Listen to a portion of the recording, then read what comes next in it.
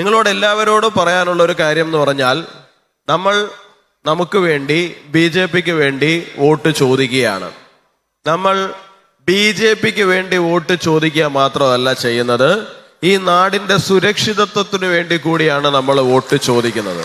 കാരണം നമ്മൾ ആർക്കെതിരെയാണ് വോട്ട് ചോദിക്കുന്നത് എന്നുള്ളത് കൂടി ഇവിടെ പ്രധാനമാണ്. ആർക്കെതിരെയാണ് നമ്മൾ വോട്ട് ചോദിക്കുന്നത്?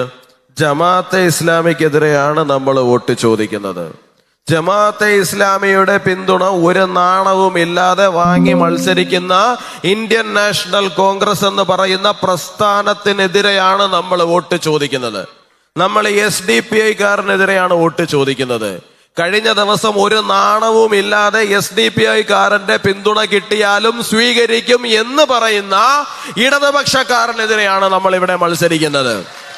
PM ശ്രീ പദ്ധതി അട്ടിമറിച്ച CPI-ക്കെതിരെയാണ് നമ്മൾ മത്സരിക്കുന്നത്. നമ്മുടെ നാട്ടിലെ കുട്ടികൾക്ക് ഏറ്റവും മികച്ച വിദ്യാഭ്യാസം ഉണ്ടാകേണ്ടുന്ന സാഹചര്യം ഉണ്ടായിരുന്ന PM ശ്രീ എന്ന പദ്ധതി അട്ടിമറിച്ച GR അനിൽ നേതൃത്വം നൽകുന്ന CPI-ക്കെതിരെയാണ് നമ്മൾ മത്സരിക്കുന്നത്. ഈ രാഷ്ട്രത്തെ നശിപ്പിക്കുവാൻ വേണ്ടി നടക്കുന്ന മുഴുവൻ ശക്തികൾക്കെതിരെയുമാണ് നമ്മൾ മത്സരിക്കുന്നത്. ഇവിടെ ഈ നാട്ടിലെ സാധാരണക്കാരനായിട്ടുള്ള സഖാക്കൾക്ക് കൂടി വേണ്ടിയിട്ടാണ് നമ്മൾ മത്സരിക്കുന്നത്.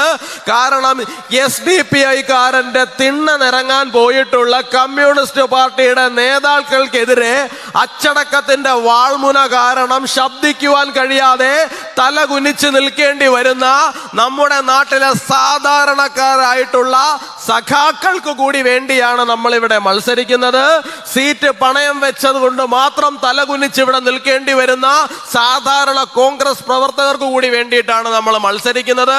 അപ്പോ ഭാരതീയ ജനതാ പാർട്ടി ഇവിടെ വോട്ട് ചോദിക്കുന്നത് BJPക്ക് വേണ്ടിയിട്ടോ BJP പ്രവർത്തകർക്ക് വേണ്ടിയിട്ടോ മാത്രമല്ല, ഈ നാട്ടിൽ അഭിമാന ബോധത്തോടു കൂടി ജീവിക്കണമെന്ന് ആഗ്രഹിക്കുന്ന ഓരോ സാധാരണക്കാരന് വേണ്ടിയിട്ടും, ഓരോ സാധാരണ കമ്മ്യൂണിസ്റ്റുകാരന് വേണ്ടിയിട്ടും, ഓരോ സാധാരണ കോൺഗ്രസ്സുകാരന് വേണ്ടിയിട്ടും കൂടിയാണ് നമ്മൾ മത്സരിക്കുന്നത്.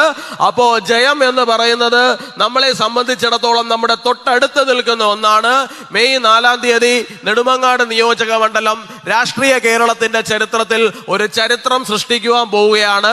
അതിനുള്ള മുന്നൊരുക്കം മാത്രമാണ് നടന്നുകൊണ്ടിരിക്കുന്നത്.